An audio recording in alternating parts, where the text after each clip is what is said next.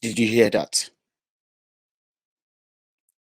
This was the man that just won an election, a divisive election, an election like never before.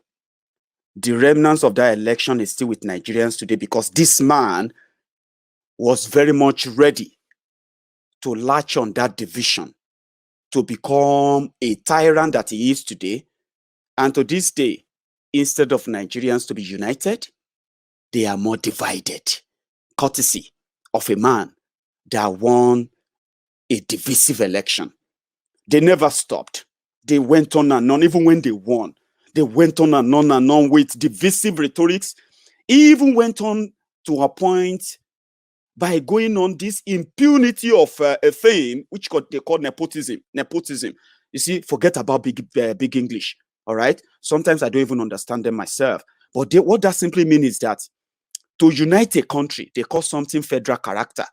Federal character, which started with quota system.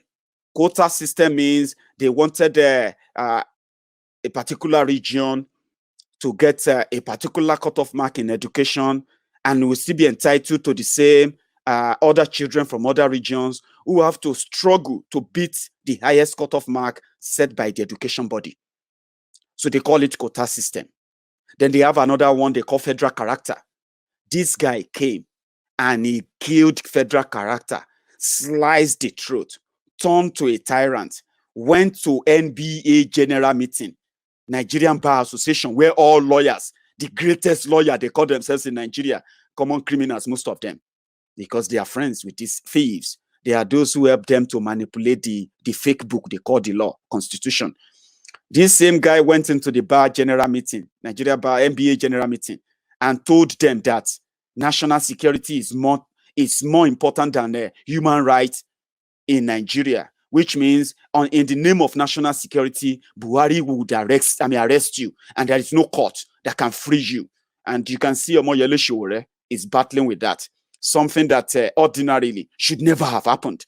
But he managed to do that because he was latching on that division. Through that division, he knows, even though those who are Buharidins, Buharidideris, they are also living in that same Nigeria where there is no job, there is no electricity, there is no good road, there is no security. Corruption has escalated, skyrocketed. They know all of that. They see the killings too. But because the people they follow, they call leaders, have been building their power based on that division that, it's because of 2015. When you tell them about the killings, even if they see them, they will tell you, is it today? Because of the division of 2015. So it never united the country. It divided the country more. It gave the position of securing the country to the most trusted people from his region in the northern part of the country. We would expect that as a retired general, automatically the Boko Haram fight should be over in no time. But that didn't happen. It lagged on because they now turned it to complete business now. Instead of prosecuting the arrested Boko Haram fighters, they are releasing them. Instead of him to reduce the number of IDP camps, internally displaced person. Now English, then take Polisham. You know what that means? It means Nigerians who are refugees in Nigeria. You know, at least you know the meaning of refugee. People who have been chased away. Many of their family members have been killed. Their properties have been destroyed. They have to live in an open field. They have to live in a makeshift tent. They have to live in abandoned schools, abandoned properties to feel safe. Nigerians who are refugees in their home country. That is what they call IDP. Okay? When they want to make it sound nice, they will say IDP. There's nothing like IDP. Nigerians who turn refugee inside Nigeria, but they will tell you, nobody should try and cause war in Nigeria. Don't try and cause war. Everything is like, we should be praying for them. My friend, don't try and start war. You are at war. And they are showing you cartoon. And they are telling you to make up the rest in your head. You are already at war. bodies are piling up everywhere in the part of the country. You know that. In that statement, it said they were going to do something about border control. They didn't do anything about border control. Today, Boko Haram stroll between Nigeria, Niger, Chad, and all those places. And guess what? Nigerian troops dare not go after them. Even when Chadian troops chased them into Borno, Buratai the butcher flew to Borno to go and stop the Chadian army from entering Nigeria to go and come and kill Boko Haram. Within 2 days, the Chadians returned and Boko Haram regained power. Shekau, that was crying for help, calling on Allah, Allah, Allah, when Chadian soldiers chased them out of Chad into Nigeria, suddenly Shekau turned to a powerful one because Buratai the butcher stopped the onslaught instead of Nigerian government or Nigerian soldiers to finish the job. They didn't. The key positions of how to protect the North is in the hands and control of the Northerners as you speak. They know the weapons Nigeria have. They know about Nigerian armory. They know what weapon can wipe out Boko Haram. They choose not to use them because they are profiting from them. But as if that is not enough, they have not prosecuted one single Boko Haram fighter in 5 years. Rather than prosecute them in 5 years, the government of Boko Haram in Nigeria, immediately came to power, it did 2 things. Number one, it set up a sort of a process. I don't know what to call it. A program, a process. They called it Operation Safe Corridor. Operation Safe Corridor was created for repentant Boko Haram, meaning Buhari's government didn't come to fight Boko Haram. It came to rehabilitate them and possibly make them official government killers. You know, when they rehabilitate you and government says you are now clean, do you know that you can actually look for a job, including joining the police, joining the army? It is part of the amnesty they give to them. So meaning those who were once killing soldiers, those who were once killing police, those who were once killing Nigerians, they are now going to be wearing Nigerian uniform officially with ID card, and they can begin to kill you officially. It is a common sense. Buhari didn't come into APC, Boko Haram. They didn't come in to end Boko Haram. They didn't come in to punish terrorists. They came in to rehabilitate them. That is why when he came in, they set up that operation. They call it Operation Safe Corridor. Safe Corridor means if you are arrested as a Boko Haram and not killed, and you get put in, they will de-radicalize you. Then they will begin the process of rehabilitating you. Then they will ask you if you want to repent. If you say, yes, I want to repent, then they will put you the process of recovery. The process of recovery include, if you want to learn how to read and write, if you want to learn how to go into the society and be a normal person. So that is the recovery. You will do that for 6 months, paid for by Nigeria, medicals paid for by Nigeria, their welfare paid for by Nigeria, everything paid for by Nigeria. And at the end of the day, when you graduate from that, meanwhile, when you are recovering, they allow you to read that Quran this time around because they believe the terrorists don't read the Quran. So the government will give you the Quran to read. So they believe it's part of your recovery. When you finally recover, they will then reintegrate you into the society. How do they reintegrate you? If you want to marry, they will allow you to go and pick a wife. If you bring that wife, they will give you money. They will give you probably a house as a Boko Haram fighter. Then they will set you up. If you want to be a business person or whatever, they will set you up with money. That is what is called Operation Safe Corridor. Rather than punish terrorists, we are rehabilitating and rewarding them. So, meanwhile, Boko Haram told the whole world, I'm going to crush Boko Haram. I'm going to do this. I'm going to do that. But that was not what they are doing. Nigerian soldiers who have been victims, who have been killed repeatedly, kidnapped, their throats slit away and all of that, they have just been collateral damage in the whole game. He did another thing, that was to set aside or create a task force inside the Nigerian military. So Nigerian soldiers were drafted a part of, like, if you are a soldier and you get drafted into the Nigerian army, let's say, sorry, the army task force, their sole responsibility was to go after whoever either attack any Fulani anywhere in Nigeria, whoever ever attack any Fulani that destroy your farm, or even if you do any reprisal attack. For example, if you try to fight back or stop any Fulani and his cow coming into your farm, right?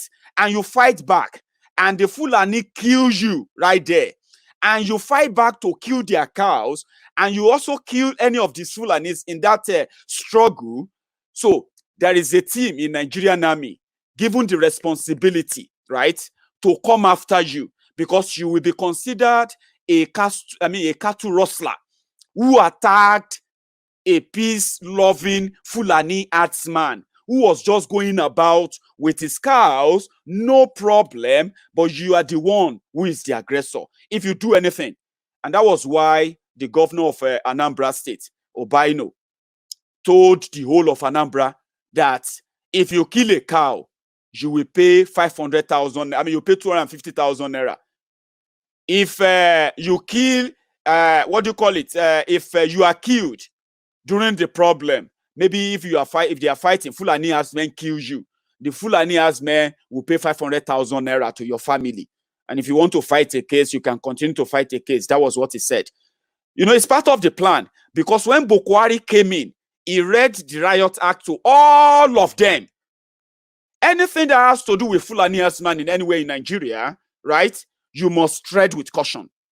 And therefore, if any Fulani herdsman is brought to your own station, your police station, or your barrack, you must with immediate effect notify your superior, if it's going to be area commander, if it's going to be GOC or whatever they always give to themselves, or GDC, whatever it is, the military in your area.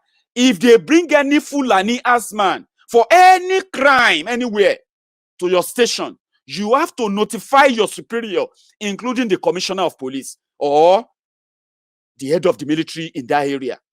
It is a riot act. It is a coded one, but they set up that task force in the Nigerian army. That task force is still very much active today. Two things in preparation for what we are all witnessing today. When you see Fulani herdsmen attacking people, we have heard the report of a coordinated attack. You see, you will think Fulani herdsman who is carrying AK-47 is just doing so to protect himself against any attack. That makes sense, doesn't it? But most of those places they have attacked, where hundreds and thousands of people have been killed in the last 5 years, yeah? Most of them have reported that the killings, their attackers were more or less like trained killers. People who know what they want to do, and once they finish the execution, it was like a genocide. This is not like a reprisal attack where some ragtag people will come and they'll start shooting and then they kill and they shoot. No. This is like a coordinated military style attack. They come to your hood, they see a whole family, they execute them right there.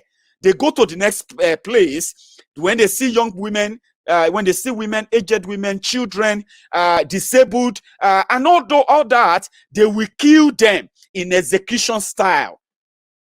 That wasn't reprisal attack because they stole cows.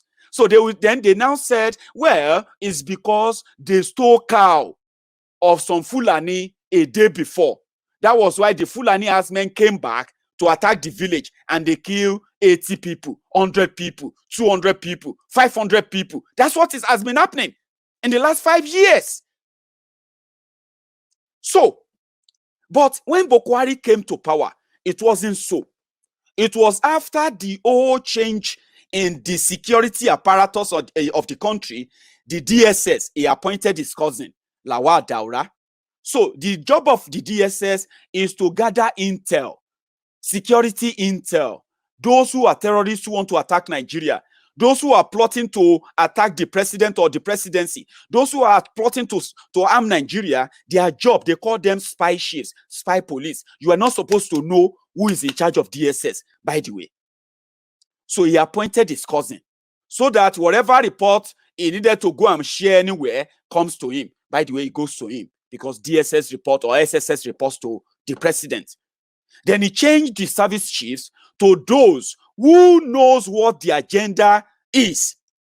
He had to promote those he had to promote, sack those he had to sack, change those he had to change.